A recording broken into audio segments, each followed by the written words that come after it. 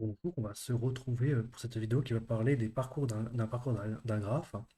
Donc nous allons faire d'abord un tout petit rappel sur les graphes et après on verra les deux parcours de graphes à connaître qui sont le parcours en largeur et le parcours en profondeur. Euh, dans une prochaine vidéo, on, euh, on se retrouvera pour programmer ces deux parcours. Donc commençons avec euh, un petit rappel sur les graphes donc. Donc un graphe c'est deux choses, c'est une liste de sommets et un ensemble d'arêtes, une liste d'arêtes qui relie, et ces arêtes-là, ou ces arcs, relient ou non les sommets. Donc c'est-à-dire par exemple si vous prenez le graphe qui est à gauche, donc il y a quatre sommets, ici appelés A, B, C, D, donc ça peut représenter des villes, des arrêts de métro, des gares, enfin peu importe. Et ici vous voyez il y a un arc qui va de A à B, donc c'est-à-dire quand vous êtes en A, vous pouvez aller à B. Pareil, hein, ici, il y a un arc de C à D. Donc, quand vous êtes en C, vous pouvez aller à D. Vous remarquez que de C, il y a un arc qui va vers B, que de B, il y a un arc qui va vers C. Donc, ici, on est sur un graphe orienté. Les arcs ont une orientation. On peut aller d'un point A à un point B, mais pas forcément l'inverse. Et il est non pondéré. Alors, qu'est-ce que ça veut dire non pondéré? C'est-à-dire qu'il n'y a pas de pondération sur les arcs.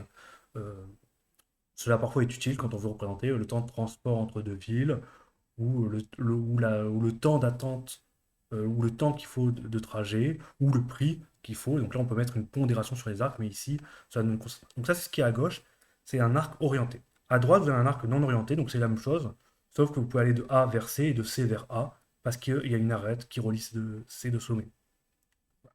Donc on peut évidemment faire des parcours sur ces deux types de graphes. Donc ici, dans la suite, pour l'exemple, on va prendre un arc orienté, mais on aurait pu très bien prendre un arc non orienté. Ça ne change pas grand-chose aux idées. Donc, ça, c'est ce qu'il faut savoir sur les graphes. Donc, en un point, on peut aller en un certain nombre de points. Donc, en étant A, vous pouvez aller en deux points sur le graphe de gauche, C et B. Par contre, vous voyez, si vous êtes en D, vous pouvez aller à aucun point. Bien. Donc, maintenant, nous allons voir le parcours en largeur. Donc, c'est un parcours. Qu'est-ce que c'est qu'un parcours? C'est partant d'un sommet.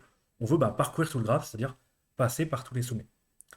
Et pourquoi en largeur? Parce que on va partir d'un sommet qu'on va choisir, puis après on va voir les successeurs de sommet, c'est-à-dire les points qu'on peut atteindre partant de sommet, puis après les successeurs de ces successeurs, c'est-à-dire les points qu'on peut atteindre partant d'un point qu'on pouvait directement atteindre de A, du sommet A, si on part du sommet A. Et on va continuer comme ça jusqu'à ce qu'on ait parcouru tout le graphe. C'est-à-dire jusqu'à ce qu'il n'y ait plus de points à aller visiter. Donc pour ça, quelle va être la méthode? On va stocker dans une liste les points au fur et à mesure qu'on les visite. Sauf qu'à chaque fois qu'on visite un sommet, on s'aperçoit que ce sommet a plein de successeurs à aller voir. Et donc il va falloir visiter aller plein de points en plus. Et pour ça, on va les stocker dans une file d'attente où ils vont attendre leur tour pour être visités.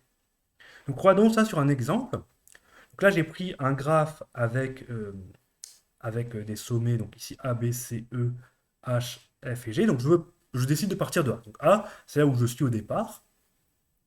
Et donc je le mets dans ma file des points à traiter. Et pour l'instant, j'ai élevé une liste de points à visiter. Donc pour l'instant, j'ai visité aucun point. Donc V est ma liste vide. Donc comme je pars de A, d'abord je vais visiter A. Donc je mets A ici en bleu pour indiquer que j'ai visité A. Donc je le mets dans la liste V. Et une fois que j'ai visité A, quand je suis en A, je m'aperçois que partant de A, maintenant que j'y suis, je peux aller en trois points, C, E et B. Donc il va falloir aller visiter chacun de ces trois points. Donc je les rajoute à ma file. Donc une file, c'est quoi? C'est une file d'attente. Et ici, C, E et B attendent leur tour d'être traités. Quand on est dans une file, c'est le premier qui est dans la file qui va être traité. Donc ici, c'est C. Donc je vais aller visiter C.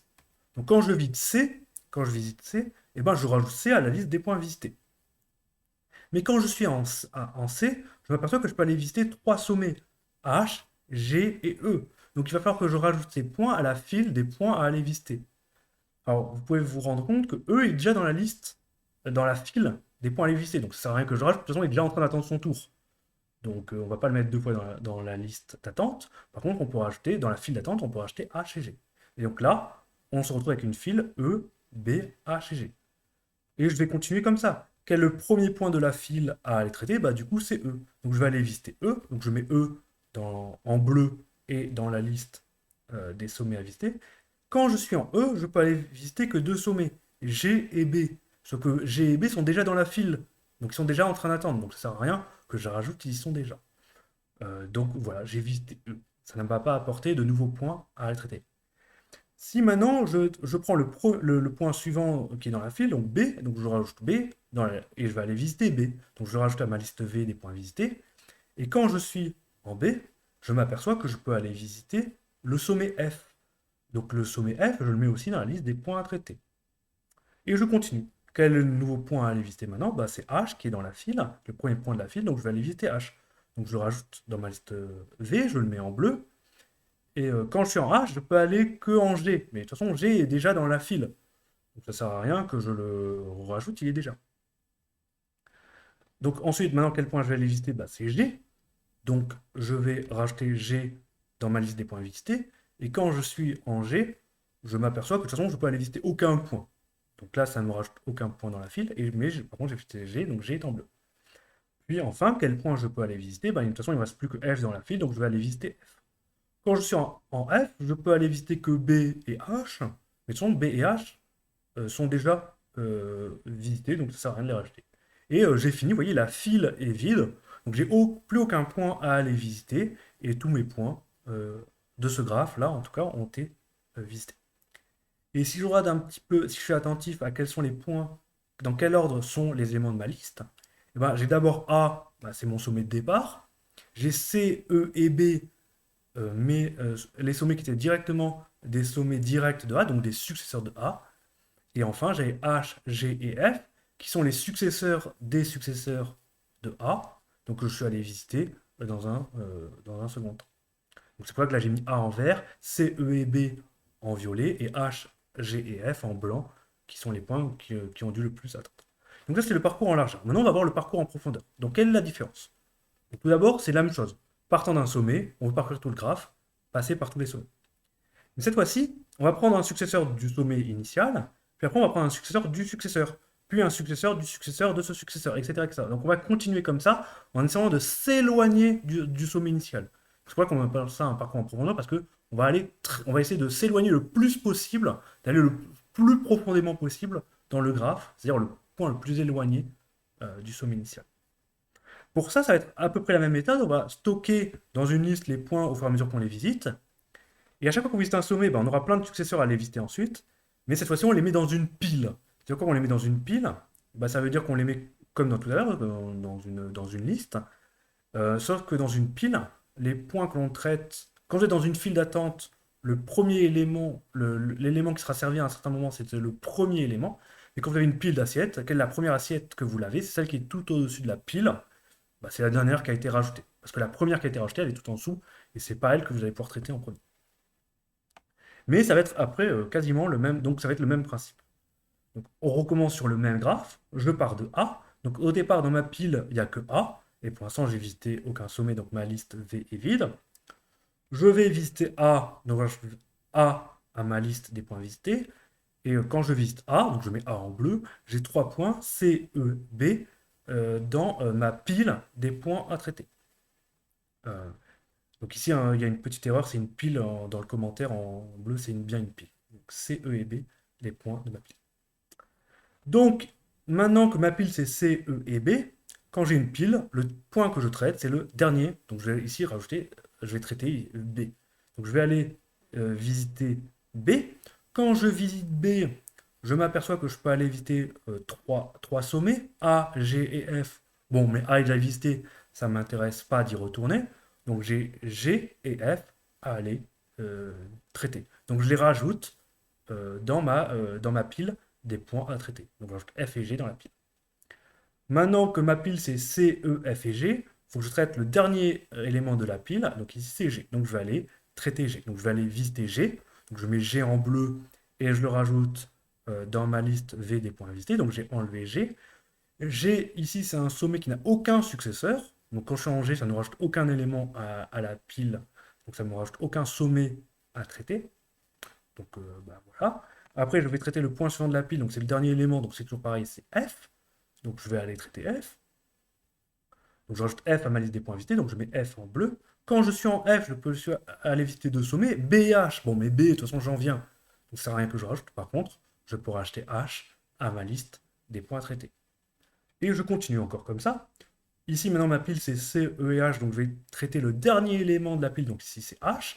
Donc ici, je vais aller visiter H, donc je mets H en bleu.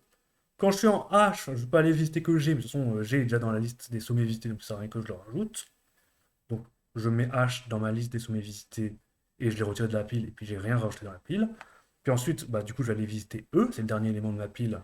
Donc, je rajoute E, j'enlève E de ma pile, et je le rajoute à ma liste de sommets. Donc, je mets E en bleu. De toute façon, en E, je peux aller que en B et en G, donc ça ne sert à... et qui sont déjà visités, donc ça sert à rien de les rajouter.